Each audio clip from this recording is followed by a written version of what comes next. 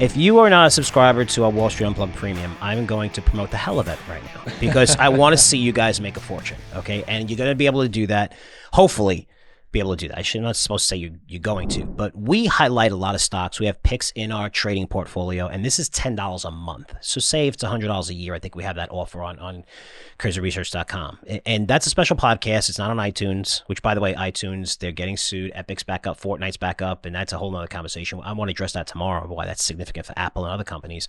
When Apple could have just did the right thing and said, you know what? We're not going to charge 30% on everyone. We're going to charge 15%, and everything would have been fine. But they decided to fight it. They lost, and now it's going to result in billions of less revenue. I'll cover that tomorrow because that's pretty insane for Apple. It's just messing up by being greedy. You didn't have to be that greedy with your platform. But it's $10 a month to get that portfolio, and it's a trading portfolio where we almost come up there with a pick every week. Maybe, it's safe to say at least 40 or something, 40 picks a year, whatever it is, in trading, right? And those portfolios in our industry go for anywhere from $1,000 to $5,000, and this is $100. And the reason why is because we were talking about CoreWeave, and we really pounded the table on CoreWeave, and I really digested those earnings, and we had a whole segment on that was Wall Street Unplugged Premium, and said, look, this is a $100 stock, and this is when it was 58, 59, 5 trading days ago. Now, they came out with earnings, and I thought the earnings were great. They beat them, and the stock went up, and it went down, and wound up finishing down. And then the CEO got on TV and talked about it, and people worried about their debt levels. And he went on TV, and he said, look, here's the deal. When it comes to our debt levels, say if we have a contract and we sign it for $200, we'll take out $100 in debt, and then we'll pay that off by the time the contract's going as money's coming in. He's like, that's what we do. So we never take on debt unless we have the business booked. So case in point. $19 billion in debt. Holy cow, this is a $25, $30 billion, it was a $30 billion company when it was at $50. Now it's a lot more because it's over 100. They have what, 25, 27, 29 billion, I think it is, $29 billion in backlog. So you're saying, how the hell does this company have that kind of backlog? And when I looked under the hood and really dug down and started listening to this, and by the way, a lot of these firms who covered CoreWeave, this is their first quarter of reporting as a publicly traded company. Usually when they report at night, what do we see? We see a bunch of reports that night and definitely early in the morning. They reported Wednesday night. Thursday we came in and talked about it, and I didn't see any reports. They all initiated on a month before because that's what you do. After an IPO comes out, all the investment banks that made a fortune on it in terms of fees are going to come out and they're going to cover it through their research division. It takes 30 days. So 30 days, all these firms that were part of that IPO, which was a couple months ago, came out with their initiation, but none of them really came out with their earnings. So we didn't see anybody update the earnings. And I started digging in, listened to the conference call and stuff, and saw that they have NVIDIA's top chip is the GB200, Blackwell super chip, right? They offer it at scale, which no one could do. And that includes with their infrastructure. So CoreWeave has this direct line to NVIDIA. And then what does that mean? It means all the hyperscalers are fighting for the best chips and they have tons of money to pay. We know what they're spending in CapEx. Amazon's spending $100 billion alone this year. You have $80 billion by Google, I believe, and then it's $320 billion between the four. Growing to 400 next year. Right? Just the four. We're not even talking about the big, like Alibaba and Oracle, which are also massive as well, right? And even, IBM and stuff like that. So, Yep. Just to spend on this is absolutely insane. And it's never slowed and reported. It's never slowed. Okay. Yes, the economy's slow, but none of these they all came out with earnings that said, we're not slowing down spending. They cut a couple contracts of leases, not stuff that they own on AI and data centers. So CoreWeave has access to these chips, and they said at scale. What does that mean? It means that every hyperscaler is going to go to CoreWeave to get these chips. And I said, this stock is a $100 stock. Just buy the stock, it's a $100 stock. And I didn't think it would happen in 5 days, but the stock's over 100, which is enough to pay for your membership pretty much through the next 10 years for that product. So am I selling it? Yes, I'm selling it, but I'm selling it because it's making you money, and I want to make you money. Now, one of the things I realized about this, I'm going to talk about more on Wall Street Unplugged Premium, is our job. We have to do a better job. I have to do a better job. The newsletter business has always been about generating sales for yourself. And what we did when we changed our business models, we said, we're going to focus on the customer, because if you make the customer happy, it's going to result in more traffic. And a lot of companies have done this. If you look back at Facebook, Dan, when they first IPO'd, that stock got hammered. They said, look, we don't know what we're going to do in terms of our business model making money, but we know we have an amazing product that people love. And then they figured out, okay, advertising, because they have the best advertising platform on the planet, because people tell them exactly what they're doing. You're not just putting a billboard up and 80, 90%, it doesn't pertain to 90% of the traffic, right? Probably 95% of the traffic. where these people on Facebook are telling you exactly what to do. The point is, we're starting to see traffic explode across all of our platforms. Why? Because we're focusing on the customer. And for us, we always provided a stock pick in our newsletters per month. Why? Because it's easier to calculate. Everyone expects it. Instead of just recommending a stock in between months, we have to do a better job of that. I have to do a better job of that. Because this is a company that I did not recommend the trading portfolio, but told everybody to buy it. And I'm sure people did well. We got some emails on it. But it was going to go into our AI portfolio, but I didn't think it was going to go to 100 in a week. And I said, okay, let me wait. And it was going to go in, and it didn't go in. But, people who listen to that podcast did well. That's on me. We're going to revamp our whole system pretty soon of how we give you picks through our newsletters, because we notice that the performance within our podcasts and when we talk about stocks is very, very good, along with our performance with, some of the stocks we put on the books. But our goal here is to give you ideas that we believe are going to go up tremendously or that could avoid you from having a disaster. We're going to cover a couple more of those stocks today.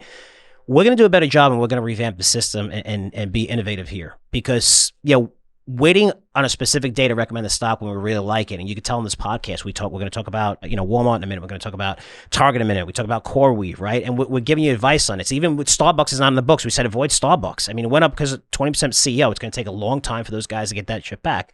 That came down. Chipotle's another one we'd have on the books, and said avoid that because they're struggling for growth. They're trying to open up more stores. They already open up in prime locations, and the service and everything is not as good as it used to be. And that stock has come down. Again, things that aren't on the books. How do we get the information that we're talking about on these podcasts to you even better? And that's what we're looking to revamp a whole publishing division. We're maybe calling it like a Curzio club and providing every single product under the umbrella for one price.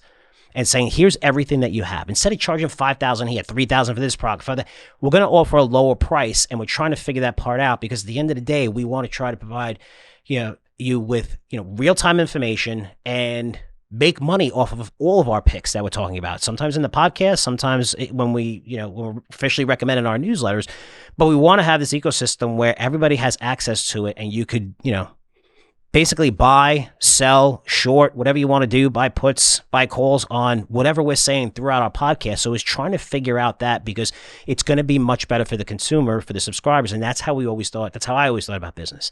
If you provide a great service for your customer, it's always going to work out. Really quick, I don't want to beat this to death, but even tokenization. I have so many companies talking about tokenization. Every single time they talk to me about it, the idea benefits them.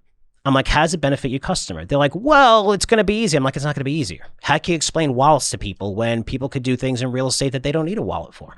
So when you figure out what works for people and providing them a better service that's really no one's really providing them with, or very few are, especially in our industry, in the financial newsletter industry, it results in more and more people talking about you, more traffic, which we're seeing across all of our social media platforms. Now we're like, how do we improve this even more? How do we have a better experience? How do we get more of our picks? Because we analyze so much, Daniel and I, through some of these picks and through earnings season, especially 13Fs we're going to cover in a minute. That's what we're going to be doing. We're going to be revamping this to make it better for you. Not better for us, but better for you, better price for you. And think about, okay, if we do the right thing, we know that we're going to have not just thousands of tens of thousands, but millions of people coming to our platform. That's what we're looking to do to change things around, to make sure everyone has access to something like CoreWeave, which is up tremendously, because none of the firms covering it came out with a research report. Maybe it's because it was just, a couple months ago, they just announced, had their initiations on it. But going through it and being able to see and saying, holy shit, these guys have a massive, massive growth runway that's tremendous going forward. They addressed their biggest concern, which made the stock was up and then it came down because of the debt, and said, hey, we only take on debt when we sign a customer. And then it's only half the amount. And then once we do that, we build it, we pay off our debt immediately. That was pretty amazing to me, because that you're taking off the main risk that nobody wants to buy the stock for. You're taking it off the table. Now all you see is, wow, these guys have the best chips. They have the best technology. They're seeing massive demand. And who are they seeing demand from? From the people who have the most money on the freaking planet, which is the hyperscalers. And when you take all that shit out and just look at the details, you're like, this stock's going to go a lot freaking higher. And it did. I didn't think it happened in 5 days. If it did, I would have took out a mortgage on my house. But we said it was going to 100. We made that prediction. It's already 100. And a lot of people have taken advantage of that. I'm really, really happy for that. We want to make sure everyone takes advantage of it going forward. But you could definitely do that by subscribing to Wall Street Unplugged Premium. Again, it's $100, which is what? You fill up your car twice. And I mean, you would have made a fortune on this. We've had lots of other names that we talk about as well on that podcast. Palantirs, Galaxy Digital, So we've talked about Palantir. Oh, I know. I'm having fun with you. Because he stands shaking at Palantir. Like, we've talked a lot about Palantir on that podcast. Stop, cut the tape. No, I'm kidding. But no, that's hey, cool. You called it. I didn't call it going to 100. It's 109. It's up 20% again today. We told you people this is the most humbling business outside of golf there is. Yes, absolutely. Absolutely. So our industry does need disruption, and that's how we're going to disrupt it, is just providing a lot more of these things that not only that we recommend on the books, that we talk about this way. How do they just filter into the whole portfolio really quick? Because otherwise, if we do it on a month, it's a publishing schedule. It takes a day to go out, which is very quick for us. Sometimes it takes a week to go out. It takes a day for us because we do videos. A lot of people write like 10-page reports, which if you have a stock and you write a 10-page report, it's going to take you a week. What does that stock do in that week? When you really like it that day, especially after earnings. Like, this is something where the market got it wrong. It doesn't happen often. The market got it wrong where the stock fell on this news. And I'm like, the stock should not be down on this news. This company is one of the best pure play AI companies outside of NVIDIA. Who else is a pure play AI company? Who else? AI is a part of all these companies, but it's not a pure play. This is a pure play AI on a segment that's going to be, you're going to see massive growth for decades and decades to come. And they get the best chips in the world, the best technology, the best infrastructure. And that's what the companies that have the most money on the planet and are spending like crazy need, and CoreWeave just fills that gap. Good for them. They did a great job, and hopefully a lot of people took advice on that. But now, let's get into some other earnings, because we had, Walmart report, which was another disaster. We had TJ Maxx report, which was good. It's down a little bit, but it's at its all-time high. We had Carter's. I'm talking about retailers, and Carter's is pretty big. They have over 1,000 stores, weak quarter, stocks down 10%. There's something that's linked, Daniel, to all of these retailers that are reporting. And if you're going to buy a retail stock, it's simple. Make sure that they're growing and that they have pricing power. It's that simple. If you don't have pricing power, especially as a retailer right now, you're done. They're going to blame tariffs. Walmart's blaming tariffs. I said they're full of shit, blaming tariffs. They have to raise prices because they're multiply trading almost at 40 times forward earnings. This is a staple, right? You can't trade that level unless you constantly see growth. Yeah, and they've done a great job seeing growth and inventory management and great supply chain and fantastic. Getting into AI, I get it. But now you're at the point where, we're going to raise because of tariffs. They have to raise prices not because of tariffs, because they have to maintain that multiple. The good news if you're a Walmart shareholder is they have pricing power to do that. I don't know how much before you say, okay, I'm not going to go to Walmart, I'm going to go someplace else. But they have pricing power. TJ Maxx came on and said they have pricing power. And they just said that they could pass off higher tariff costs, not just to customers, but through their suppliers, which is great. Stock's at all-time high. Carter's didn't say that. If you look at Target didn't say that. I mean, it's just weak earnings, lowered guidance. This was supposed to be the quarter, Daniel, for Target. They reported same-store sales down 3.7%, 3.8%, which is a nightmare. You know why? Because when you look at comps, they go year over year. Okay, so they report the quarter results and they compare it to a year ago. A year ago, sometimes you'd have a great quarter and you have same-store sales up 10%. So that means that the next year overlapping, it's hard to beat that estimate. Target last year, last quarter they were actually up in same-store sales. Last quarter, they were down 3.7%. So everyone was like, okay, they're definitely going to report positive. They reported positive last quarter. They reported down 3.8%, right? So Stephanie Link was on TV, and I think she said it perfectly, because she owns this stock and it hasn't done good. And Stephanie is very good, and I like her, and I know her very, very well. And I got to get her back on the podcast if she can. I asked a couple of times and just fell through. But she said something interesting on CNBC a little while ago. She said Target used to have an execution problem, right? The supply chain, they couldn't get inventory right. She said now they have both an execution and a traffic problem. And you saw that because not only did they say traffic, funny way of saying traffic is like, we're just not seeing, sales have come down, but it was a traffic problem. But they also said the average ticket price came down, which means you don't have pricing power. So Target is unownable right now. Even though it's trading 11 times forward earnings, you want to focus on the companies that have pricing power, that are growing earnings, that are growing sales, because they're seeing tons of money pour into them because there's fewer of those companies. And you're seeing that trend take place where a lot of companies are at 52-week highs, and you're seeing this explosion because you used to have, Daniel, all this money going into, hey, these stocks are growing. Now there's not as many that are growing that are able to handle this tough environment of higher interest rates. You're seeing, tariffs is kind of like question mark in certain countries still. Still have that uncertainty. You're seeing slower consumer traffic and discretionary spend. So how do you navigate the environment? It's fewer companies. The ones that are doing it are kicking ass and seeing massive money flow into them across the board, and some of the others are not. And if you want a good example of this, there's lots of stocks. You could go to Netflix. You can go to Visa, MasterCard, Galaxy Digital. Look at the utilities are on fire too. Look at NVIDIA, right? Look at NRG. Look at Palantir. Look at CoreWeave.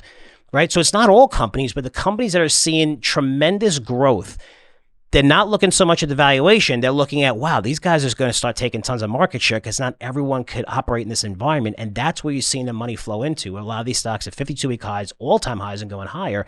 You even seen Boeing part of that, well off its all-time highs. But now you're seeing this transition when, holy shit, you have this runway of massive, massive growth that they always had. They just ran into so many problems with their planes. Now it seems like that's behind them. New CEO. They're traveling with Trump, which is great, being on the right side of politics. And now you're seeing tons of orders come in. And now you're seeing a lot more money flow into Boeing, which, again, is my top pick from the beginning of the year. That's going to be the best performer in the Dow. Let's see what happens. If it's not, it's going to be in the top 5. But that's a company that looks great right now. We'll see what happens. The big takeaway for me on Target and Walmart is Target definitely learned from Walmart on what not to say. Walmart came out and said they're going to raise prices because of tariffs. That upset you and another gentleman who happens to be president. He told Walmart to eat the tariffs. Target came out and said, hey, we're not going to raise them because of tariffs. I think that's kind of hilarious. Smart. Frank covered this. Yeah. I mean, you got to play the game within. Play the game. We don't. When we say play the game and stuff, it doesn't mean that we agree with the game. No, it means if you want to make money, like IBM's traveling with the president, IBM. Look at all the companies that travel with the president. Look at them all. I mean, if you see all those companies, right, even, Larry Fink, right? So BlackRock, NVIDIA's traveling with them. You're looking at just the president of Google's traveling with them, right? These are companies that were kind of, even on a liberal side or whatever, but they're on the right side where what's happening to the companies, they're all like in Middle East, they're signing deals. And when they're signing deals, their stock's going to go higher. Look at Boeing, their stock's going higher. So, that's what we say when you're being part of this, you're part of the deal. It's not so much where, it's political. We're talking about your portfolio. Like the companies that are around the president, if you look at the last administration, they were like, okay, we're going to give taxpayer dollars to people who support us that say what we want to support, right? If you're looking at social media companies, and they were like, okay, we'll do that. That's different. It's not that they're getting taxpayer money. They're getting money because they're traveling to different countries, and now they're part of the group. They're on the inside of that group, and you want to be on the inside of the group as a company, and because it's going to result in more contracts, more revenue, more profits. Your stock's going to go higher, and it's a win-win. That's how you have to think about investing. But the politics aside, you want to be in that circle. You have to be in that circle, whether you hated Trump before, you like Trump, whether you hated Biden previous administration. You want to be in that circle because if you're not, you're going to have a lot of backlash, and that's why it's pretty obvious that Walmart was like, oh, no, we're not going to raise. It makes sense. Right? Don't go against the current administration because it's going to result in your stock getting hit. It's going to result in less contracts, and who knows? Justice Department, whatever. Who knows? Well, what it's happens. Just drama. And then you got to talk to Secretary Bessent, and then it's just a whole thing. But I did think that was kind of humorous, not necessarily from an adult level, just, humorous thing. Quickly on the retail side, you talk about a very difficult business. We've been in and out of some of these names. We invested in one of the portfolios in VFC, got out of there for a small game. Thank goodness. That's just been a crazy show. But in their defense being retailers for me, Frank, having to juggle logistics, tariffs, apparel, it's just a tough business. If you want to play in that game, I would stick to Breed. A friend of mine gave me the most simplistic investing advice ever on Ralph Lauren, Frank. Buy it on any pullback. It is what you just said, pricing power and all that, quality. Ralph Lauren is if you pull up the stock, I think it's at a 52-week high or RL. It's either at or very close to a 52-week high. Of course, it's going to be volatile. It's going to sell off when the market sells off. But I wouldn't run to play in the retail space, but I understand that different opportunities strike different people and all that. I would encourage you to do some stuff, but I would stick with quality, and Ralph Lauren is... It's not just sticking with quality. If you look at Ralph Lauren, it's at near its all-time high here, but it's companies that have pricing power that are very, very large, that control their supply chains where, you look what TJ Maxx said. Hey, not just through consumers and raising prices, we could actually do it on the supplier side as well, right? Getting all their clothes and everything, all the high inventory and stuff like that from all these other places that they're able to get. Okay, well, it's going to be a little bit more money now. So, and these guys are darn to get rid of a lot of their inventory because not everyone's been on the right side of that. But Amazon, Costco, great job at doing this. Just able to spend, 25x the amount of, say, even a mid-tier or some of the even large tiers on AI, on management, on supply management, supply chain management, things like that. And, I'll never forget, Walmart reported their worst quarter. This was a few years ago, 3 years ago, I think, shortly after COVID. And the stock absolutely crashed. And they said, we have massive inventory. It took them 1 quarter. 1 quarter to fix that problem. And I was like, holy shit, you know how hard it is 1 quarter to do that? I mean, Target, they still have an inventory problem since COVID. I mean, it's been 6, 7, 8 quarters, and they're still talking about it. So, these are the companies that have pricing power, that understand that, hey, we can manage tariffs very easily by raising prices or, changing our supply chain around or whatever we have to do. Those are the companies in retail, because those are the ones that are seeing tons of money flow into them. And if you do, like you said, Ralph Lauren, you have the Walmart, the Costco's, the TJ Maxx's. There's a reason why these stocks are near their all-time highs, and a lot of other ones are still down 50% from their highs because they can't manage this environment. It's very difficult for them. It's not as difficult for some of the big guys. Those are the companies you need to be in. You really need to be in, because they're going to continue to go higher and higher. So outside of that, Daniel, what else you got in terms of earnings? Or are we going to go to 13F? Nothing. Yeah.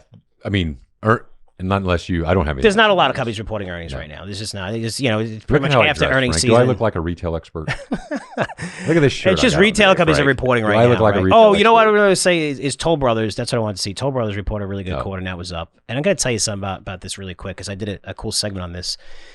This from Toll Brothers and the home builders remind me of what the largest technologies in the world did after 2000. A lot of them almost went out of business in .com, and they realized that, okay, we have to strengthen our balance sheets. There's a reason why they have some of the strongest balance sheets today. This way, when the shit hits the fan, they could be aggressive, right? Instead of being passive.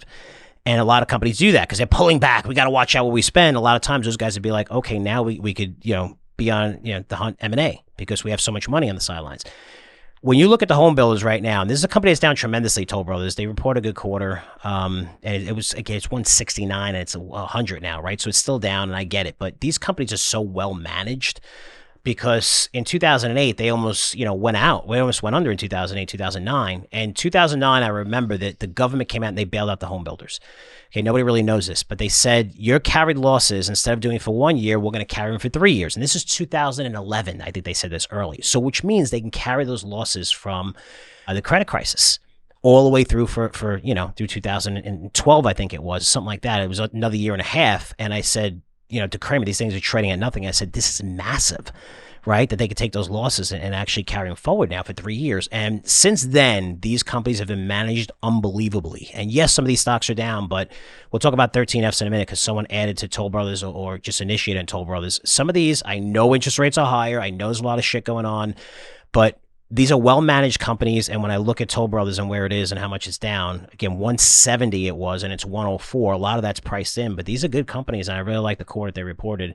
Again, higher interest rates, not the best thing, but new homes are still going. They're in the right areas. They understand the markets tremendously. They're using AI. They're fantastic. These are really good names that I would pay attention to, because they're discounted so much and off everyone's radar. But yeah, Toll Brothers, pretty decent quarter. When we talk like this, it's like right there, for instance, Frank's not telling you, we'll see if I'm true or not, about running out and buying Toll Brothers. It's as simple of, hey, if you want exposure to this, here's some things to look at to start that process. Yeah. And that's how hopefully we can kind of understand and what he talked about earlier, getting that message out across. Given the environment, I agree with you. This is awesome. Yeah. But man, if you buy Toll Brothers here and you think, hey, if they report another solid quarter, this stock could go up. I'll let Frank speak to this, but I mean, the headwinds, I'm not saying you can't add it here, and if you want exposure and what your thoughts and beliefs are on that sector in general, but don't think that just because these guys can put up another strong quarter, the stock is going to go higher. That's not what we're talking about here. But we're talking about, hey, just like oil and energy companies, these companies are not the same companies of boom and bust cycles in the past. And if you want exposure to that segment going forward or sector, or you think that the chains or tides are turning, that's when you want to look into that and then kind of go through that checklist. But hopefully that's more clear than not. But if it's not, it's a good point. If it's not clear, this is a mistake I made. Right away, if I say, hey, you should buy Toll Brothers, and you don't know anything about Toll Brothers, you know what the average investor is going to say, you're out of your mind. Right. Rates are high. They just went high. We had a debt downgrade. You're crazy buying this stock right now. It doesn't make sense. Home builders are going to see profits fall, whatever. Well, okay, that's great. But you have to look at the price of the stock. It was 170 and it's 100 now, right? It's 103. You're looking at a stock that's growing earnings and sales still and is trading at 7 times forward earnings, right? And then you're looking at net margins. Net margins, mind you, of 13%. Gross margins of 26%. These are well-run companies that a lot of that shit's factored in. So what does that mean? If the Fed just hints at cutting rates, which they will pretty soon because the housing market's going to be pretty frozen right now with rates going a little bit higher, and we're seeing that on mortgage demand, you're going to see these things really take off and pop 20% from here in a second, just on the thought that they're going to lower rates a little bit more aggressively, which now it was 6 rate cuts. It was 4 rate cuts, 3 rate cuts. Now it's 1. Oh, 1. It's 1. It's now down to 1. They're expecting 1 rate cut this year, 2. which I think is crazy. So, once you see that, the Fed hints at that, then okay, watch out, because now inflation's controlled. We see inflation control even through tariffs. It's going to give the green light for the Fed to be like, okay, maybe we should lower a little bit, which we're going to have to lower our deficits. But these things, always look at the stock price, because, at first glance, without looking at the stock price, you would say, no way am I going to touch this. But I just saw a pretty cool fund manager who I like, it's under the radar, actually just added this a couple months ago, and I think they're going to do very well on it. So always look at the stock price and see what's factored in, because you make the mistake in saying, I'm not touching any of this. That's what everybody said when it was at 160. That's why it's at 100 right now. And just go through the process and see. Again, don't hate the stock. Hate where the stock is trading. Hate the stock price. And then you could be like, okay, I don't like where it's trading. Like, Amazon's a great company, but maybe it's too high for you right now. But if it goes down 30%, which NVIDIA went down below 100, and we were aggressive saying, buy the hell out of this company. They still have massive growth. And look, it fell a little further, and I was a little worried about looking like an idiot for a minute. I'll be honest with you. But now, where is NVIDIA now? It's all the way back up, because, it's just when you have that massive growth and it's 134.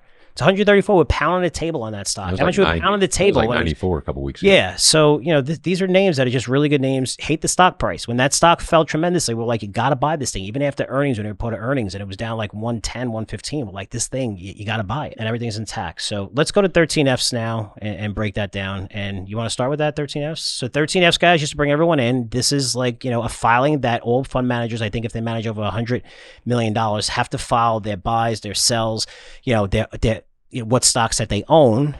And to be fair, some of them have offshore accounts and trusts and things like that you're not going to know about, to keep their percentage down 10% of filing, because if you own more than 10%, you have to file. But a lot of these guys, they all have to report. And to be fair, this is what they own as of 2 weeks ago. The last 2 weeks, they could have sold out of these positions completely. So you have to look, is this just a hedge fund manager that is in algos, which is useless? One change. This is what they owned during the first 3 months. So they could have, this isn't just 2 weeks ago. I mean, That's no, when they had to. Yeah, they file. could have dumped these things over the past 2 weeks. These So are they may not own for the first quarter. So you got to be careful, Yeah. because if Icon just added to a position, we know that Icon usually adds to positions over time. We know that some fund managers like Buffett adds to these things over time. So if they just initiate on a position, but with the algo funds, they could be out of everything in a total different portfolio right now. So you want to be careful, but it gives you a good indication of what they're buying, what they're not buying. I've made a lot of money on this because some of these guys have bought names that go down 30%, and then I'm like, wow, I know they're going to continue to buy. The thesis is still intact. Let's buy 30% lower than Icon. But Michael Burry, and you're getting a 30% discount from some of the best money managers in the world, and sometimes that makes sense to buy some of these things. But why don't you start, and then we'll start nailing a couple of these things. One of the things that stood out to me, and this isn't a buy, this is a look at it, because Carl Icahn is somebody that I follow. He has a huge position, and I don't know if it's made up of more than debt instruments or whatever, but JetBlue, Frank. Talk about just a crazy sector. I also went down this rabbit trail with Mr. Icahn on Xerox, XRX. Frank, if you pull up a chart of XRX, you'll see that it's been an absolute disaster and then some. So I never got into it. I was always curious. The way I looked at this was, as Frank just said, I found a lot of ideas on this. If something catches my eye, I kind of wonder, what are they buying this? They're smarter than me on this. Xerox just looked to be a dying business that could sustain a strong or decent dividend. That's out of the woods with interest rates up. So I'm not saying, hey, anything that catches your eye is a buy here. It's just kind of thinking out loud there. Frank, my favorite, S. Stanley, I have to read it slowly, Druckenmiller. Mm-hmm. He added, new position was in Caesars Entertainment. I did notice a couple of things just looking broadly across some 13Fs. I thought there was more bets on the consumer than I would have expected at first, Frank, just considering kind of the nervousness around tariffs and global recession fears and such like that. So DraftKings popped up, a couple of things. That's more your bag than mine. Carnival, a couple of cruise liners we've talked about. But Druckenmiller has been in and out of a couple of these stocks in the past, notably EQT, huge natural gas play. He started in a new position in that of 859,000 shares. AR, another natural gas play, both Curzio Research Advisory Holdings. The only reason I'm giving those away is because we're up big on them. I thought that was interesting. And Frank, Berkshire, because good old sweet Uncle Warren, the nice guy, gets special privileges because he's, I don't know if it's because he's rich or he's old or whatever. It's not just him. No. I'm having fun, Frank. Don't take away from the fun. Anyway, when you're a special interest player, he always gets special. You can go to the SEC and say, listen, I know I have to disclose stuff, but if I disclose to the world what I'm buying, all these little minions like Daniel Creech are going to go out there and talk about it and buy it, and the price is going to run up and it's going to cost me more money. So, SEC, give us a blanket to not tell anybody who we're buying so we can accumulate more shares. They recently did this with Chubb Insurance. That's a big fan favorite of ours. Frank, any speculation? I think the only thing I can say, because we're taking one out of several thousand stocks to choose from, I will say I think it'll be a big consumer spending play. I think it will shock a lot of people that they are buying. It'd be like Disney is what I'm thinking. I don't know why I'm feeling this goofy way, but I think they're going to surprise people with a consumer spending stock or consumer discretionary. We'll see. I don't know why I think that way, but it will be. We'll see. I don't know. I mean, Disney's a heavily traded stock, so I don't know. I feel like it's more like a mid-cap type thing to get the exemption from it, but I don't know. We'll see. Maybe it could be Disney. Again, I'd be surprised if it's Disney. It's just, I mean, like that. Like it's going to shock you like that. In my opinion, I don't think it's Disney personally. I don't think it's going to be Chubb. You know, I don't think it's going to be an industrial stock. I think it'll be more of a consumer, whatever. I don't know. I just think it might be like a payment service, like a PayPal, something like that. I think if I had a guess, what if it's Bitcoin? If it's Bitcoin. Now that we're going to cover the stable coins. Listen, himself. I just got to know from one of my biggest investors in our company. Citigroup just hosted a very, very important call on stable coins. And they wrote like something, I want to say like a 40-page report. It might have been long on stable coins and the whole process and how big this market's going to be in trillions. I'm going to cover that tomorrow. It really is fascinating. A vote, just took place there. Yeah, that's definitely that's progressing through a stablecoin bill. Yeah, pay attention to it because it's a lot bigger than just stable coins and crypto. But really quick on 13F front, I will say, Gates decreased his position. He lowered his position in Berkshire by over $1 billion. Is that because of Buffett retiring? That was a pretty sizable position. But Peconic Partners is a $2 billion fund. This is what I talk about. $2 million new purchase of Array Technologies. It's a software solution and tracking company for solar companies, kind of like the software and hardware behind all the solar. We know solar's got annihilated with China tariffs and stuff like that. I just thought it was interesting. The stock is down from 14 to 7, so interesting purchase that I'm going to take a further look at. Array Technologies. Michael Burry, Scion Capital, bought a shitload of puts on China-related stocks. Yeah. Baba, 200,000, 100,000 on Baidu, 400,000 in JD, which is interesting. And that was probably came in before we signed the deal on tariffs with China and stuff like that. So, and a lot of those stocks I think have moved higher since then. Alibaba didn't report good earnings and it came down, but all China's, went up, once we kind of signed like a deal that wasn't really a deal, but what it did is removed a lot of risk off the table and provided certainty. Paulson bought a new position in Honeywell, 200,000 shares. Now familiar with Honeywell. Honeywell's just off their all-time high. It's an aviation supplier. Look, when I went to Boeing, the Boeing facility, I think it was 2017, I came back and said, wow, I mean, the slate on Boeing and how many planes for its new MAX jet was incredible. And I was like, these suppliers are going to go gangbuster. And we did well, I think, on one or two of those. We'll talk about Boeing. Boeing and Airbus, they're going to see demand absolutely explode. Literally thousands of new orders are coming, new orders, right? And they're going to have to start fulfilling these where, yes, you had these orders. You had 5,000 jet backlog just for Boeing alone. So these suppliers over the past couple of years, I'm sure have been put on hold, waiting for it. I don't think you're paying the suppliers and you're paying them and it's coming out of Boeing's pocket until you're actually billing these things. But you want to start looking at these. There's a lot of suppliers. There's a lot. I really like that buy by Paulson. I don't really follow Paulson too much. I don't think his performance has been that great. I like this Honeywell position, buying it near its 52-week high because demand's really, like I said, the stocks you want to own are the ones that have a nice runway, have pricing power, that they have this huge demand going forward for the next few years. It used to be a lot more stocks, a lot more companies. It shrunk, and now you're seeing the ones. Look at the Palantirs, guys. Look at the Galaxy Digitals. Look at, again, we're seeing Boeing in that as well. Look at the utilities, right? So utilities. We said this over a year ago, well over a year ago, that you can't look at utilities as a safe play anymore. This is the new growth market for utilities. These are growth companies. These are massive. You can't look at them. Oh, I'm going to have this staple in my portfolio. These are massive growth companies, and when you're seeing that, the Netflix and things like that, the money's pouring into, I don't want to say select few, but probably a third of the names that they used to pour into, because maybe you had home builders thrown in there, maybe you had some banks thrown in there. Now you're seeing the companies that are able to really benefit some of the retailers as well that we mentioned, the Walmart, TJ Maxx. You're seeing this massive amount of capital flow into these names, and they're doing well. I think you're going to see the same thing for some of these suppliers. We'll probably have a special issue on that and talk about more about the suppliers. There's a lot of them. There's dozens of them that you could choose from, and I think you could just throw a dart and you're going to make money on these things. So, Tepper lowered his exposure to China. Again, might have been before he struck a deal with China, but he lowered his exposure to Baba, JD, FXI, PDD, Baidu. Probably cut exposure around 20 to 25% in each position. Still has relatively large positions. He might have increased that. Again, a lot of that stuff might have taken place because tariffs were insane. His thesis was on China seeing huge revenue growth, which was completely off the table when they were fighting with the U.S. Now it's kind of back on. Again, a lot of risks to China. We know, we understand, we highlighted them, but let's see. I'm curious to see next quarter if he got back into them. Another thing like Tepper that no one's really talking about, because they're talking about China, right? That's the big theme. New position. I think it was like 4 million shares of Deutsche Bank. I love this trade. Deutsche Bank, International's underperformed for over a decade. I think International, I want to get Meb Faber on. He's always been about international stocks. He has a podcast as well, and I like Meb. I went golf with him. He's a great guy. I know him well. He's very, very brilliant. He's just, been a part of the international exposure and hasn't done as well. I think he's going to be on fire as a fund manager and ETF provider. But Deutsche Bank quietly at its highest levels in over 10 years. Deutsche Bank, remember that name. So I thought that was interesting. Nobody really talking about that with Tepper. They're only talking about the China exposure. Icon, you mentioned, doubles his position, JetBlue to 33 million shares. He was buying this name above 6.7, and it's 5.